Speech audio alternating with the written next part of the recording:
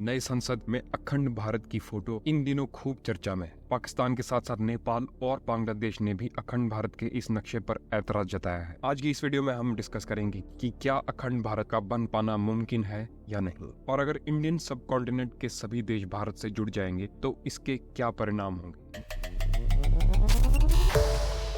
भारत के पास एक बहुत बड़ा रीजन है जहां लैंड एरिया के साथ साथ पॉपुलेशन और कल्चर का भी बड़ा असर है। आज के टाइम में इंडियन सब कॉन्टिनेंट में कुल 7 अलग अलग देश हैं। इंडिया, पाकिस्तान, बांग्लादेश, नेपाल, श्रीलंका, भूटान और मालदीव। अब सोचो अगर ये सारे देश रातों रात एक हो जाएं और एक नया बड़ा देश बन जाए जिसे हम ग्रेटर इंडिया या अखंड भारत भी कह सकते हैं। सबसे पहले तो इस नए देश की पॉपुलेशन बेहद बड़ी होगी। 1,728,904,000 लोग, यानी कि 170 करोड़, जो दुनिया की टोटल पॉपुलेशन का लगभग 23% है। इंडिया की आबादी इतनी बड़ी हो जाएगी कि अफ्रीका के पूरे कॉन्टिनेंट से ज्यादा लोग भारत में रहेंगे और वक्त के साथ साथ ये आबादी और बढ़ती रहेगी। इसका आसानी से पता भी लग सकता है जब हम नए देश के सबसे बड़े शहरों की तरफ देखते हैं। टॉप 3 शहरों में दिल्ली, कराची और मुंबई हैं, जिनकी कुल मिलाकर आबादी लगभग 8 करोड़ के आसपास है। ये पॉपुलेशन न्यूयॉर्क सिटी से भी ज्यादा है। कराची ऐसा शहर होगा जो देश के सबसे बड़े शहरों में शामिल होगा। इन 10 शहरों में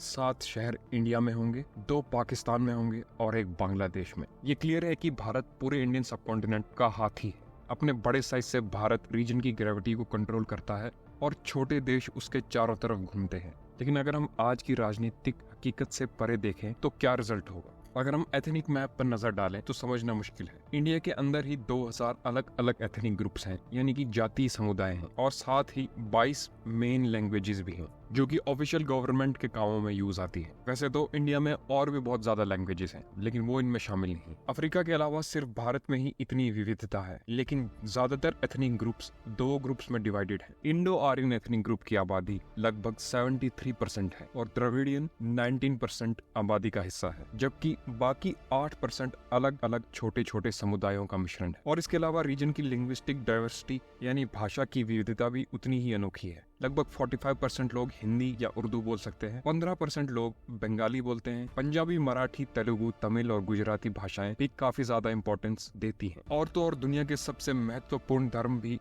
भारत में पाए जाते हैं, जिसमें से 3 धर्म जैसे कि हिंदुइज्म, बुद्धिज्म और जैनिज्म की उत्पत्ति भारत में ही हुई है। हिंदू, बुद्ध, सिख और जैन, इन सभी धर्मों का भारत में महत्वपूर्ण स्थान है। हिंदू धर्म अखंड भारत की आबादी का बड़ा हिस्सा है, जो लगभग 63.6% है। इस्लाम भी काफी सिग्निफिकेंट माइनॉरिटी है, या कहें तो सेकंड हाईएस्ट मेजॉरिटी, जो कि 31.4% के आसपास है। क्रिश्चियनिटी सिर्फ 2% है, वहीं बुद्ध 1.7% और बाकी अन्य धर्म 1.3% का हिस्सा है। शहरों में रहने वाले लोगों की संख्या लगभग 34% है। बाकी अधिकांश आबादी गाँव में बसी है, जो कृषि के साथ जुड़ी हुई है। इस नए देश के लिए सबसे बड़ी चुनौती है इकोनॉमी, यानी कि अर्थव्यवस्था। इस नए ग्रेटर इंडिया की GDP $3.4 ट्रिलियन होगी, जो दुनिया की 5वीं सबसे बड़ी अर्थव्यवस्था बन जाएगी। लेकिन सोचने वाली बात है कि भारत पहले से ही खुद में दुनिया की 5वीं सबसे बड़ी अर्थव्यवस्था है, और जब हम और देश जुड़ेंगे तब यूनाइटेड किंगडम की अर्थव्यवस्था से भी आगे निकल जाएंगे। पर GDP पर कैपिटा के हिसाब से जर्मनी और जापान के पीछे रह जाएंगे। अखंड भारत के एवरेज नागरिक की वार्षिक आय $7,265 है, यानी कि 6 लाख रुपए के आसपास, जो दुनिया की औसत $17,300 से काफी कम है। देश की अर्थव्यवस्था बड़ी और ताकतवर है, तो बड़ी सेना के खर्च पर भी हमें ध्यान देना होगा। नए अखंड भारत का मिलिट्री बजट $83.8 बिलियन हो जाएगा, जो दुनिया में तीसरा सबसे बड़ा बजट है। लेकिन चाइना और यूनाइटेड स्टेट्स के बजट से हम फिर भी पीछे रहेंगे। एक साथ सारे देशों के सैनिक जोड़कर ग्रेटर इंडिया की फौज काफी बड़ी होगी। 2.6 मिलियन एक्टिव ड्यूटी सोल्जर के साथ भारत की फौज दुनिया की सबसे बड़ी सेना होगी। इसके अलावा 2.1 मिलियन रिजर्व फोर्स भी रहेगी, जो हमारी सेना की ताकत को और ज्यादा बढ़ाएगी। लेकिन नए अखंड भारत की सबसे बड़ी ताकत है मैन पावर रिजर्व। पर हमारी समस्याएं हैं बेरोजगारी का बड़ा साया, जो एक कड़वा सच भी है। अभी भारत की बेरोजगारी 10% के आसपास है और एवरेज नागरिक की उम्र भी कम है, जो लगभग 27.6 साल की। जिसका मतलब यह है कि भारत की आबादी ऑन एन एवरेज ज्यादातर 30 साल से कम उम्र की है। जापान जैसे देशों को अभी भी ये डेमोग्राफिक प्रॉब्लम परेशान कर रही है, जहां एवरेज उम्र बहुत ज्यादा है,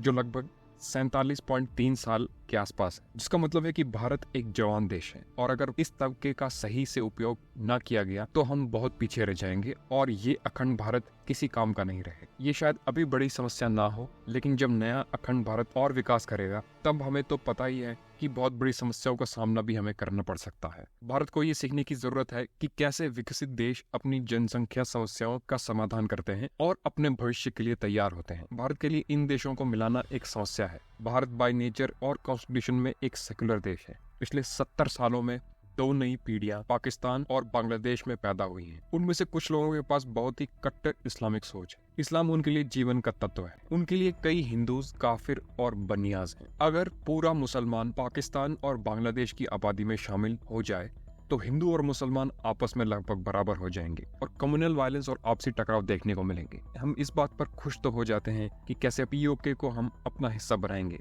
लेकिन ये भूल जाते हैं कि वहाँ की पॉपुलेशन को संभालना काफी मुश्किल रहेगा, क्योंकि बात सिर्फ भारत के साथ विलय की नहीं है बल्कि धर्म के वर्चस्व पर भी बात आ सकती है। ऐसी हालत में भारत एक सिविल वॉर में जलता रहेगा और हम ये कभी नहीं चाहेंगे। इसीलिए ये कहना ठीक रहेगा कि इन तीनों देशों को अलग अलग रहने दिया जाए। अखंड भारत का सपना सुनने में बहुत अच्छा लगता है, बट आजकल के पॉलिटिक्स सिनेरियो में ये पॉसिबल नहीं है। अगर आप इससे एग्री या डिसएग्री करते हैं तो कमेंट्स में अपनी राय जरूर दीजिएगा। मिलते हैं आपसे अगली इंफॉर्मेटिव वीडियो के साथ।